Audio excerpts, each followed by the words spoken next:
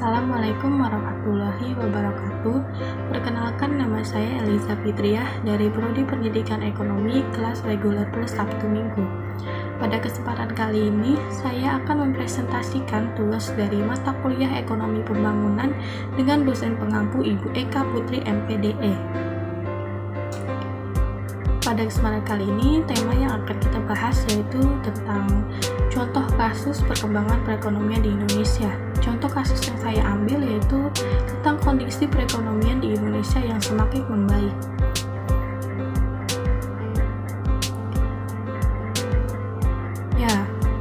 Pada tanggal 13 Mei 2022 lalu, Kepala Badan Kebijakan Fiskal (BKF) Kementerian Keuangan Febrio Kacaribu menjelaskan bahwa kondisi perekonomian terkini sudah semakin membaik seiring terkendalinya pandemi COVID-19 di Indonesia.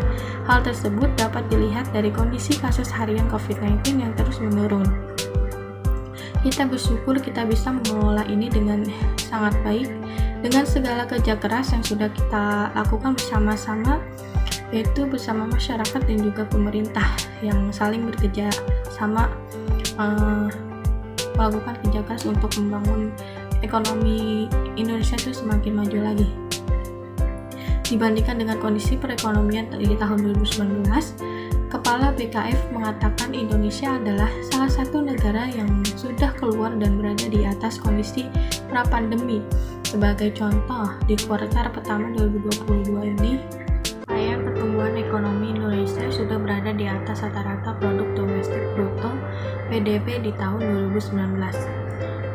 Ini tentunya sangat menggembirakan, artinya perekonomian kita terus pulih, terus semakin tinggi di atas level PDB 2019. Lebih lanjut, Kepala KBF menyampaikan beberapa negara juga sudah menunjukkan arah pemulihan. Kondisi tersebut merupakan hal yang baik karena akan berdampak positif bagi Indonesia. Namun masih terdapat risiko yang mungkin harus dihadapi, misalnya kebijakan Zero Covid Policy dan dari Tiongkok dan geopolitik di Rusia. Risiko mungkin yang harus kita hadapi ada beberapa negara seperti Tiongkok yang merupakan Zero Covid Policy itu mengakibatkan kontraksi di aktivitas manufakturnya, sementara Rusia yang terkait dengan geopolitik itu masih dalam konteks kontraksi.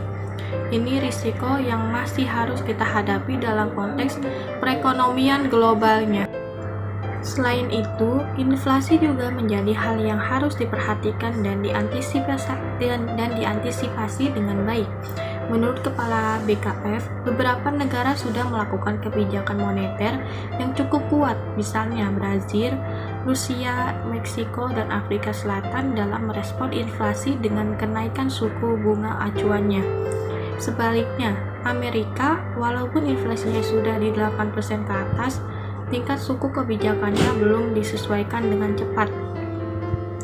Ini menjadi antisipasi bagi kita karena kita juga harus melihat bahwa kemungkinan kenaikan suku bunga ini akan semakin cepat dalam beberapa bulan ke depan, sehingga dampak bagi perekonomian global dan domestik harus diantisipasi dengan baik. Sementara saat ini kondisi inflasi di Indonesia masih relatif rendah bila dibandingkan dengan banyak negara, yaitu sebesar 3,5% di bulan April atau masih sejalan dengan outlook pemerintah. Meskipun begitu, pemerintah akan terus memitigasi dampak inflasi terhadap harga-harga komoditas, baik energi maupun bahan pangan, sehingga inflasi yang transmisi ke rumah tangga masih relatif bisa dikelola dengan baik. APBN sebagai shock absorber memastikan bahwa dampaknya terhadap daya beli masyarakat juga dapat dikelola dengan baik.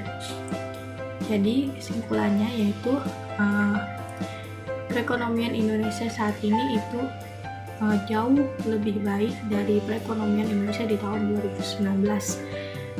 Dan juga pencapaian pertumbuhan ekonomi di Indonesia saat ini yaitu sudah berada di atas rata-rata produk domestik bruto dari dibanding dari tahun 2019. Terima kasih.